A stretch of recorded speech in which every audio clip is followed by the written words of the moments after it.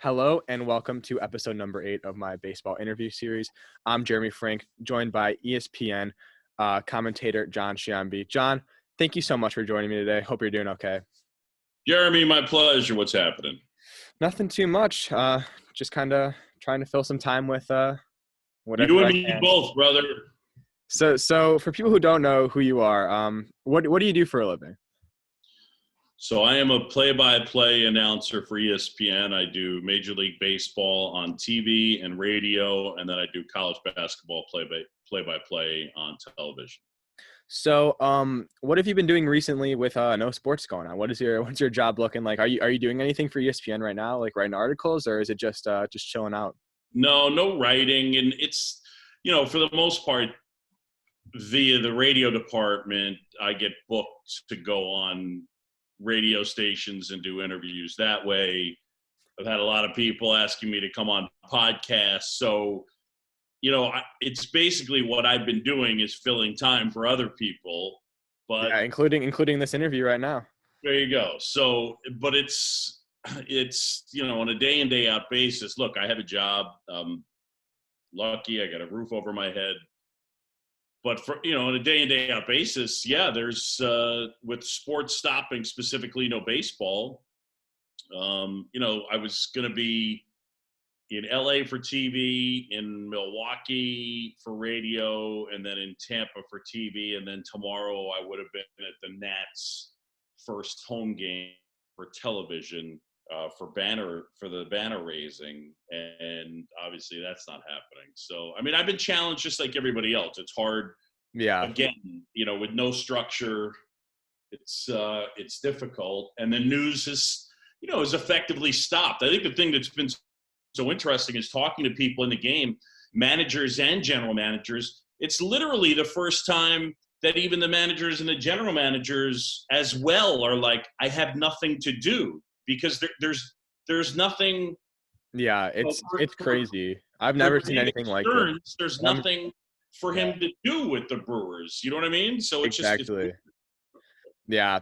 So I want to start a little by talking about your charity work with ALS. I don't know exactly what you do, so if you want to talk about that for a little, I think it's really, really great. So in 2004, a friend of mine, a guy who I'd known since I was 7 years old, that means since 1977, Tim Sheehy, he was having some physical issues. And eventually, he started having issues in 2004. In 2005, he was diagnosed with ALS. And as his condition declined, his family had huge trouble with, basically with the financial component of it. So he struggled figuring out a way to make ends meet. And so we ended up having an event. Tim played soccer at the University of South Carolina. One of the other guys on the soccer team was the drummer from Hootie and the Blowfish. So our first event, Hootie and the Blowfish played, and we took the money and gave half of it to Tim and Katie to help pay bills, and the other half we started a 501c3 to help people that are living with the disease to offset the financial burden. So even today, I mean, I'm totally in and helping people, and I'm in the ALS space. I'm down to help, whoever, and obviously it ties into baseball. But Tim passed in 2007, and we raise money every year to try and help people that are living with the disease. So I'm fine raising money for research, but our specific charity every dollar goes to help someone that's living with the disease. So that's the main thrust of my charity. But, again, I'm been active trying to help a group of people in Major League Baseball who'd like to see there be a Lou Gehrig Day, and every team, honoring Lou Gehrig and raising awareness for ALS, and hopefully someday there will be a cure. But the name of our charity is Project Main Street. And we raise money all year. So, we had to have our event was going to be May 27th and May 27th, May 30th. It's a gala and a softball event, and we were going to have it then, and we've had to postpone that. So that's where it is right now. Yeah, I'm really sorry to hear about your friend. Although I do think it is great what you're doing. I think a lot of charities are rightfully focused on the research aspect, while fewer people think about the actual impact it has on the people that actually have ALS, and Right. they need the. I mean, it's very expensive to be sick, so I think that what you're doing is terrific. And it is unfortunate that the event was postponed, but that's just it's crazy that just everything the next few months has been pretty much canceled or postponed, Yeah.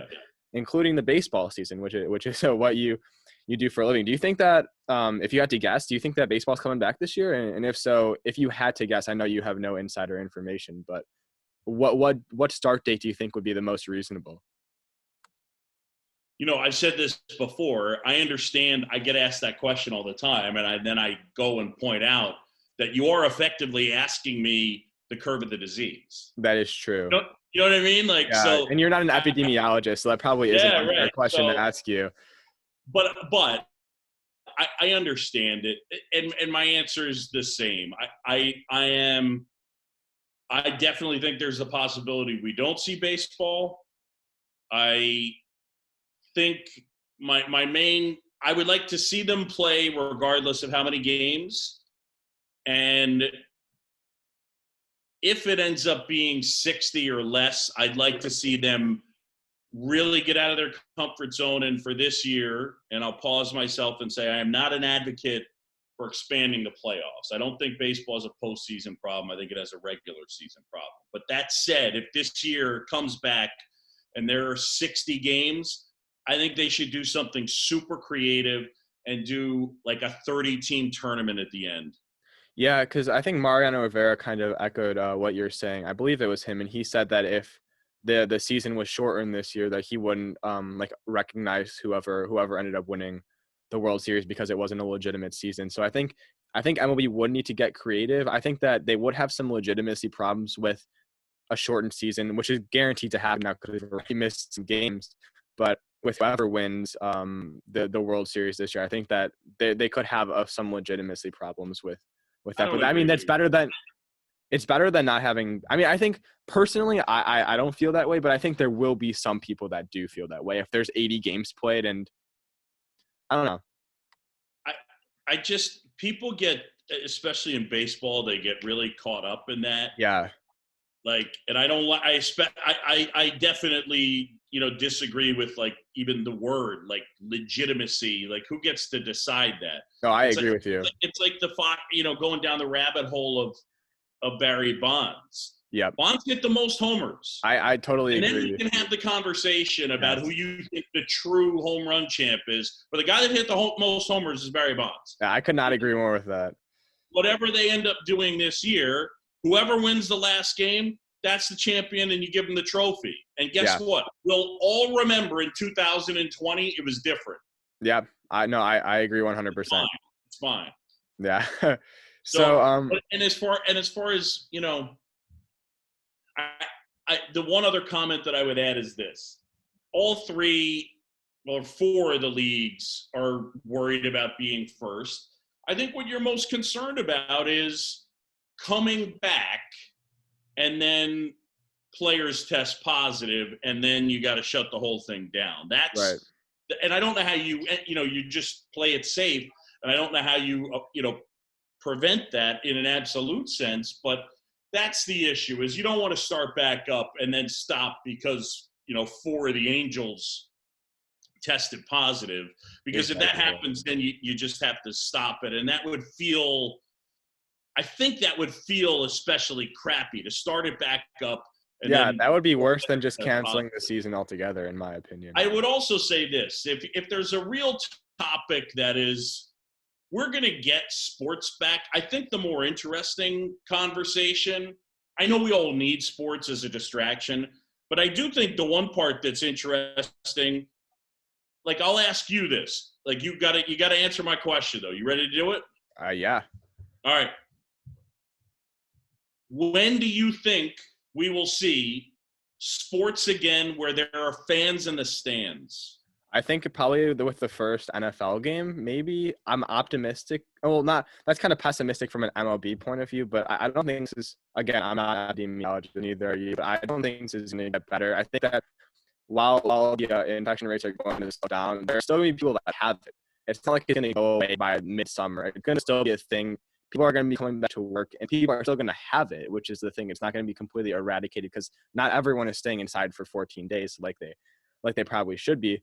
But hopefully NFL and college football is not hurt by this at all. Hopefully for kids in school, they're able to go back perfectly fine for the beginning of school next year. Again, I'm not optimistic about baseball, but again, I know as much as anyone else does. That's not a disease expert.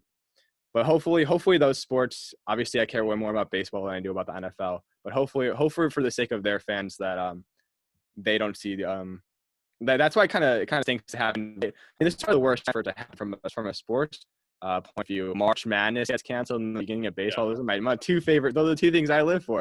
Right. And you do college basketball and baseball as well. I'm sure you feel the Yep. same way. I will tell you this, I am way more pessimistic than you are about fans in the stands. I would go as far as to say I think there's a chance that fans are not in the stands for a year from now. Wow. Yeah, and I think there's a wide range of opinions. I think some people will optimistically tell you that they hope that they can go to a game in August for baseball. I don't think that's going to happen. But I am holding out hope. But I think you very well could be right that that's the case. And it wouldn't be surprising whether it's in July of this year or whether it's July of next year. To be honest, all of those. July of this year would be surprising for fans, Yeah, not to play, but for fans. yeah, July of this that's year fair. would be surprising. And it would be a weird environment too. But it's again, a lot of people don't go to many games, and it would be much better to watch the games on TV than not watch them at all. No doubt. So going back to more of your personal career. So growing up, when you were a kid, when you were in middle school or high school, did you want to be a broadcaster when you were No, I younger? like playing. Yeah. I like playing. I wanted to play. I mean, I was a talker, but I like to play. So I don't think till I got to college was when I really uh, focused on it. I think it was always around, you know, it was always in my head, but I don't think I had a real focus or idea that it was what I wanted to do until post college. But I in high school, I think I was comfortable speaking in front of people. That's for sure. So when you were in college, what did you study in college? I initially went to the College of William and Mary to play baseball, and I was recruited as a walk on, and I transferred to Boston College, and I went there and got cut, and I majored in speech communications at BC. Gotcha. Okay. So when you were growing up, from like a baseball point of view, who are some of your favorite players, and what team did you grow up rooting for when I you was a huge Phillies fan as a kid. Loved the Phillies. So my parents met in college in Philadelphia at Drexel University. My dad's side of the family is all from Philadelphia, all Phillies fans. My mom's side's from New Jersey. They're all Yankees fans. My dad's side got their hooks in me. I think when my grandparents were like 6, they were going on a cruise. So they sat me down. I didn't understand what a cruise was. And they told me, they sat there and gave me the whole thing. You're on a ship, you're out at sea, you gamble and eat and drink and have fun, blah, blah, blah. And I just sat there and listened to it. And at the end of it, I said, how do you get the box scores? And this is 1976. My grandfather says, you don't. Yeah. And I said, I'm never going on a cruise. Fair. And I've actually never been on a cruise, although that is not the reason why. It would be a lot easier now to get some box scores on a cruise than it That's was correct. back then. So, but I've never actually been on a cruise. I haven't either, actually. That's a coincidence. But yeah, so I was a huge Phillies fan. Mike Schmidt was my favorite player. Mike Schmidt and Steve Carlton were my 2 guys. I love them. So in addition to doing Major League Baseball games, you also mentioned that you do a lot of college basketball games. So I'm the same way. My two favorite sports are Major League Baseball and college basketball. I know college basketball isn't really a sport; it's more of a league. But I think it's great not only because I think college basketball is more entertaining than the NBA, but also it's great that like the seasons just perfectly align with Right. like, the end of the baseball season is right when college basketball starts, and then March Madness ends pretty much right as baseball is resuming again when there's no epidemic going around. But so what are some? I asked Jason Benetti the same question because he does similar to you. He does baseball over the baseball season and college basketball. He's the best. Benetti's the best. I love Jason Benetti. He's one of my personal favorite people in baseball. But so what are some differences in preparing for a Major League Baseball game versus preparing for, say, a college basketball game? So college basketball, most of us are usually in a league, but then you also have, non-league games. But regardless, there's turnover. So you're studying players, and you're looking at background, but it starts with learning who's on the team. You know what I mean? Like if you have Oregon and you didn't have Oregon the year before, you're basically just studying that. Whereas baseball, for me, my first year as a broadcaster was 1997. I traveled with the Marlins. I was a pregame, postgame host. My first year as a full-time play-by-play guy was either 2000 or 2001. But it all sort of flows together so that, my Bryce Harper stories and information, I can take them as he goes from Washington to Philadelphia. Right. My Anthony Rendon stuff goes from Washington to the Angels and so on and so forth. So, it's like supplementing and accenting, and you constantly know so much in baseball, whereas college basketball, I'll do these early season tournaments, and it could be at the Garden, and it can be 4 teams that I haven't seen in 3 years, live at least. Yeah. So there's more kind of prep. And in terms of baseball, I'm looking for good stories, and then I'm always looking at it from an analytic standpoint, trying to find interesting things and topics and guys we can use as sort of a jumping off point to get into, an idea or whatever. So baseball's a bit more nourishing of the brain. There's more depth to it because there's so much space in the broadcast. I mean, remember, when I do my first college basketball game every year, it ends, and I'm always like, wait, that's it? You guys are leaving? Yeah. Because you're so used to doing baseball. You have way more time to think during baseball games than college. It's pacing and the overall time. I mean, the average time a game in baseball now is, for most of the games I do, it's probably in the 325 range. Yeah.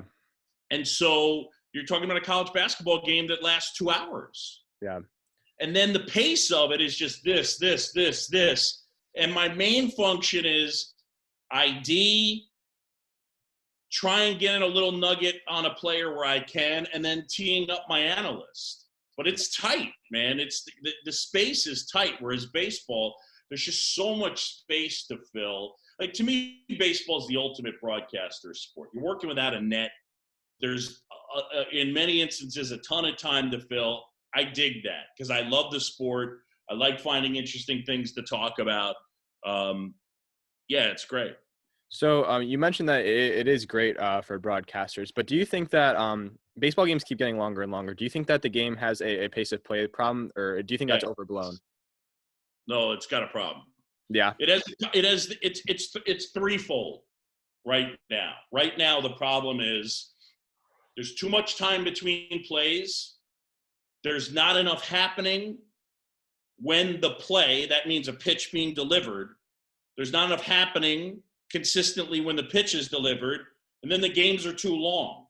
Those three together, the three of them will lead to the death of the sport. And I love the sport, but you can't have all three. You keep making the game. If the game was only going to be 2.5 hours every time, then we could have swinging and missing and the ball not being in play and them taking forever, and everybody leaves after 2.5 hours and we're fine. Yeah. I mean, it's not perfect,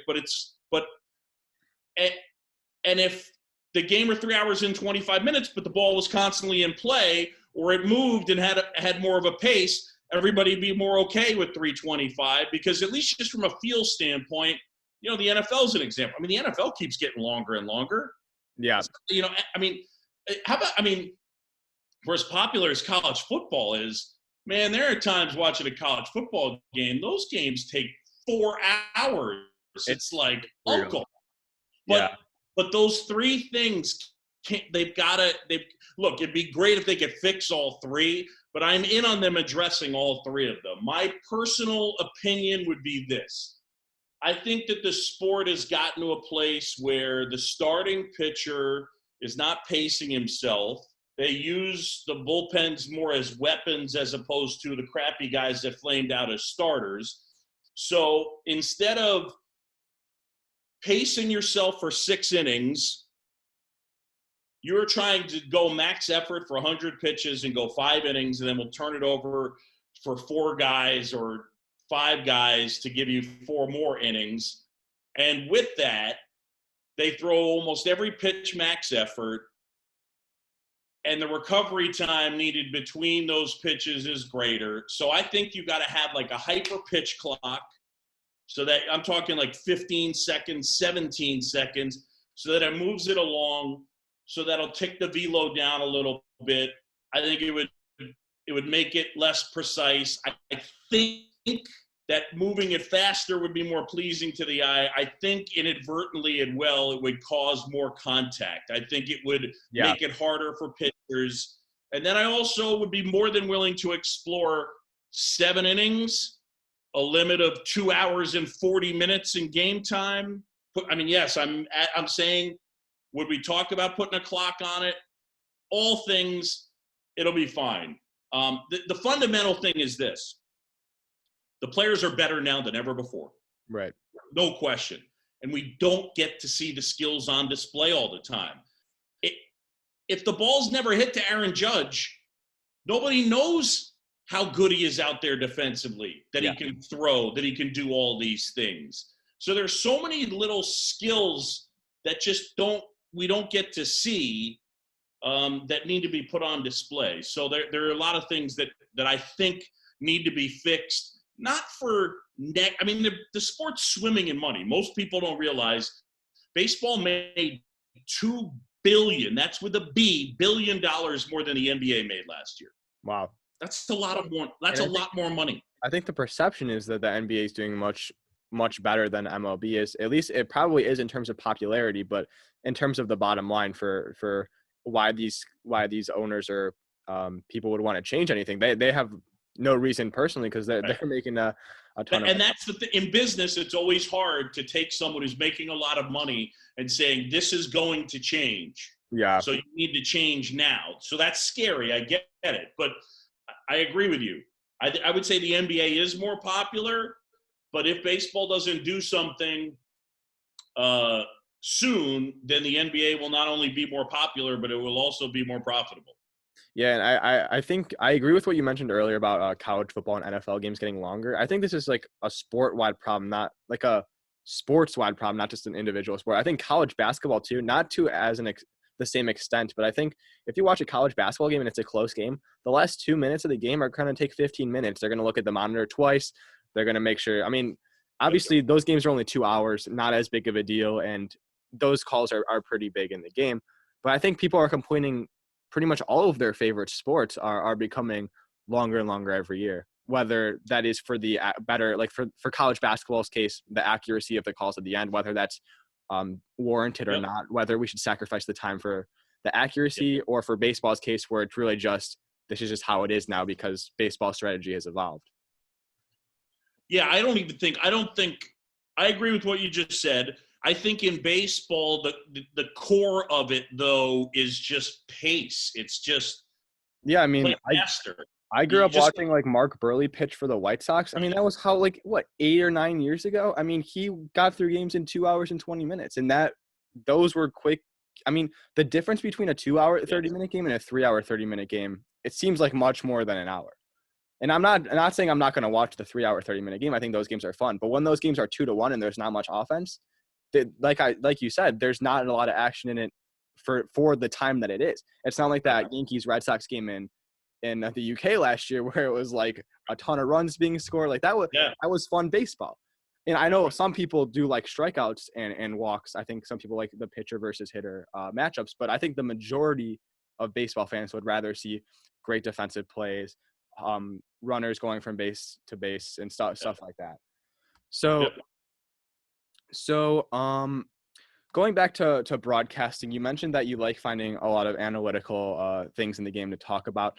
So how do you feel like the balance between finding something that you think is interesting or a more of an advanced let me rephrase. So if you find an advanced statistic that you find interesting, what do you think, like what's your strategy for communicating it to an audience who may not understand? I don't know how much you do with advanced statistics rather than just like fun nuggets, but how do you, I guess, what do you think the best way of communicating those things that are more recent concepts to people who grew up in like the 50s or 60s or even like the 70s, 80s, who aren't as like kind to those kind of things? Yeah, I think that I get this question so much, and I think in the end, it's I do what I do, and the people asking the questions, aren't used to broadcasting a game. I think, and they think in these terms, but like a game is not the place where you're going to get into a deep dive on why WOBA is a better stat to evaluate offense. I mean, I might give a cursory explanation to it. To me, it's, again, I make this point. Sabermetrics, Bill James defined it. It is defined. Everyone thinks analytics and sabermetrics is FIP, WOBA, runs created plus. It's not. It's not just that. It is objective knowledge about baseball. So to me, it's not, I'm not as interested on the broadcast. Like, okay, so how do I go about it? You're not going to hear wins come out of my mouth. The only time the game starts, and I'm going to probably give the pitchers one loss in a ZRA on the radio. On TV, I will probably never mention how many games a guy wins, ever. And then when the reliever comes in, I might touch on their ERA, but I'm going to go innings, strikeouts, walks, homers allowed. And that in and of itself is doing an analytical service. Yes. So it's not as much about, parsing this guy's better than this guy because his runs created plus is higher. It's, I stay away from RBIs. I try and get into rate stats when I can. And then, you sit there and talk about some of the other concepts about, I was on a podcast the other day. I had the information in front of me just about a left-handed batter.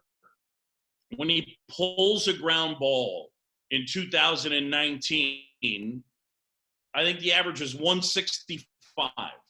And 11 years ago, it was 20-something points higher than that. Yeah. So, like, stuff like that is you're learning stuff. So it's more about that. It's not, I'm not trying to figure out a way to drown people with the stuff, but I also do point this out. We can make you drink the sand. If I wanted to turn the broadcast into nothing but WOBA and FIP and whatever, you're not watching. Right. So I just, look, my fundamental starting point is don't say dumb shit. There you go. That's a good rule. That's all. I'm not going to sit here and try and tell you this guy had a good year because he knocked in 116 runs when, Yeah. There are dead people on like there's a million examples, but that Yeah. No, I get what you're saying. guys on base in front of you. Yeah. Okay. So So anyway, so I've been jumping around a little bit with the questions. But going back to you do whatever you want. your childhood as a baseball fan, or even as you've grown up, what was like your favorite memory, whether you were, well, I guess whether you were a child or whether you were broadcasting a game or whether you're just there as a fan, like what was your favorite memory watching baseball? 10 years old, Phillies win the World Series. Tug McGraw strikes out Willie Wilson, and I was jumping up and down on my mom's bed in my pajamas. I was so happy, so thrilled. And in 1997, I was part of the Marlins broadcast team, and the Marlins won the World Series. And then in 98, I went to the All-Star game in Colorado for fun. And after the game, I was at a bar, and I ran into Darren Dalton, who had been on the 97 Marlins. Yeah. And he was with Tug McGraw. There you go. So I had a couple of drinks in me, and then I got a couple more in me. He introduced me to Tug, and then I came over later and explained, hey, the best memory of my life was 10 years old in my pajamas jumping up and down in my mom's bed when you struck out Willie Wilson. And he just stone-faced me and said, thanks for making me feel really old. So as a broadcaster, I'm sure you try not to root for teams anymore, but how have you balanced that? Because I know you've worked on different teams broadcasts as well as ESPN. So do you find yourself rooting for the teams that you're covering, or like when did you stop rooting for the Phillies? Just like stuff like that. Well, okay. Or do you still root for the Phillies? I think that's perfectly fine as well. I don't. And it just, you come by it naturally. Like, so you're rooting for the Phillies or you're a Phillies fan. I think as I got into the media, I lost some of my fandom, but I was still a Phillies fan. But then you're traveling on the team plane and you connect with these guys and you start to get to know them and you have conversations with them, and we see each other more than we see our families. And so as hard as it is for people to understand, if you are a Cubs fan, if you went and worked for the Cardinals and flew on the Cardinals team plane, you would eventually root for the Cardinals against the Cubs. I think promise. You're right. Yeah, for sure. I promise you. And the same thing happened with the Braves. And then now I think, root is hard. I root for greatness. I get excited for greatness. So I root for players. There's certain guys you just have gotten to know and you like to see do well because they're interesting talkers, that type of thing. But it's not particularly difficult to sort through that, at least not for me. Right. So the last question I'll ask you before letting you go is something I've asked every other guest that I've had on here, because I think it's interesting to hear a lot of people from different backgrounds, what they have to say. So growing up, whether high school, college, or before then, what was what was your favorite class that you took? So I guess I would say my freshman year in high school, I took a speech class. And the teacher actually, so that was 1984. Dr. Tricamo was his name, and he retired last year or the year before. Wow. And I went to Regis High School, which is the alma mater of Anthony Fauci. Yeah, I've seen you post about that. That's funny. And he was the guy that said to me, and I in high school I played baseball, and I played soccer too, but I was a good baseball player, for high school. And he, in my sophomore year, I had Dr. Tricamo for speech my first year, and then English, I think for 3 years. But he encouraged me to be on the speech and debate team, and I didn't want to do it.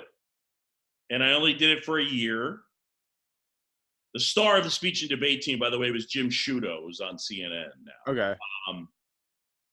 But that is a thing that impacted me, where it was someone saying, it was someone putting me up in front of a class in a speech class, and then saying, you need to do this because Yeah. you'll be good at this. So I would say that always was in the back of my mind. And Always. I think it's funny you say that because in high school for me, my public speaking teacher told a story about Jalen Brunson. He went to my high school and he ended up going to Villanova and now he's in the NBA. But Yeah. she was bragging that that her public speaking class was Jalen's favorite class in high school. He didn't really want to take it before, but he got super interested in like speaking and stuff because obviously he was Mr. Basketball in Illinois, and he probably figured that he had a great basketball future ahead of him. But I guess he really wanted to become a great speaker because of that class. I mean, I don't know. I didn't feel the same way about that class. I mean, it was fine, but she liked to brag about that on the first day. So here's our age difference. This is funny.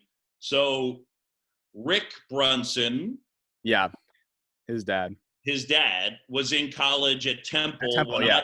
when I was in college. Yeah. And probably my favorite opening day memory was my father, my senior year of high school. I guess Rick Brunson was maybe a year or two younger. My senior year, my father, for my birthday, I went to the Phillies Cubs opening day game in Philadelphia. And when I flew back, Rick Brunson was on my flight, and Rick Brunson was supposed to transfer to Boston College, and then at the last minute decided to stay at Temple. That's interesting. But like my most memorable opening day, I would say, was my dad surprising me and taking me and my grandfather when I was in college. So sorry about that. It's all good. I was about to wrap this up anyways. John, I really appreciate you coming on. I hope you have a good rest of your extended job vacation, I guess you could put it. But most of all, I really hope you stay safe. And yeah. Keep up the good work on Twitter. Thank you. I appreciate it. Thanks for having me on. Thank you.